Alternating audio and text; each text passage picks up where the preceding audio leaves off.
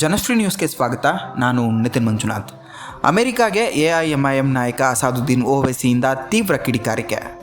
ರಷ್ಯಾದಿಂದ ತೈಲ ಖರೀದಿಸುವ ವಿಚಾರದಲ್ಲಿ ಅಮೆರಿಕ ನೀಡಿದ ಗಡುವು ಕುರಿತು AIMIM ನಾಯಕ ಹಾಗೂ ಹೈದರಾಬಾದ್ ಲೋಕಸಭಾ ಕ್ಷೇತ್ರದ ಸಂಸದ ಅಸಾದುದ್ದೀನ್ ಓವೈಸಿ ತೀವ್ರ ಪ್ರತಿಕ್ರಿಯೆ ವ್ಯಕ್ತಪಡಿಸಿದ್ದಾರೆ. ಭಾರತ ಒಂದು ಸ್ವತಂತ್ರ ರಾಷ್ಟ್ರ. ನಮ್ಮ ರಾಷ್ಟ್ರದ ಹಿತಾಸಕ್ತಿಯಂತೆ ಯಾವ ದೇಶದ ಜೊತೆಗಾದರೂ ತೈಲ ಖರೀದಿಸುವ ಹಕ್ಕು ನಮ್ಮದು. ಅಮೆರಿಕ ಅಥವಾ ಯಾವುದೇ ದೇಶ ಹೇಳಲು ಹಕ್ಕನ್ನು ಹೊಂದಿಲ್ಲ ಎಂದಿದ್ದಾರೆ. ಇದೇ ವೇಳೆ ಅವರು BJP ಮತ್ತು RSS ಮೇಲೂ ಉಗ್ರ ವಾಗ್ದಾಳಿ ನಡೆಸುತ್ತಾ ಭಾರತದ ಮೇಲೆ ನಿಜವಾದ ಪ್ರೀತಿ ಇದ್ದರೆ ಅಮೆರಿಕದ ವಿರುದ್ಧ ಸ್ಪಷ್ಟವಾಗಿ ಮಾತನಾಡಿ, ನಾವು ಸ್ವತಂತ್ರ ಭಾರತದವರು, ನಮ್ಮ ಹಿತಾಸಕ್ತಿ ತೈಲ ಒಪ್ಪಂದ ಮಾಡುವುದರಲ್ಲಿ ಯಾರೂ ನಮಗೆ ಹಕ್ಕು ನೀಡಲು ಸಾಧ್ಯವಿಲ್ಲ ಎಂದರು.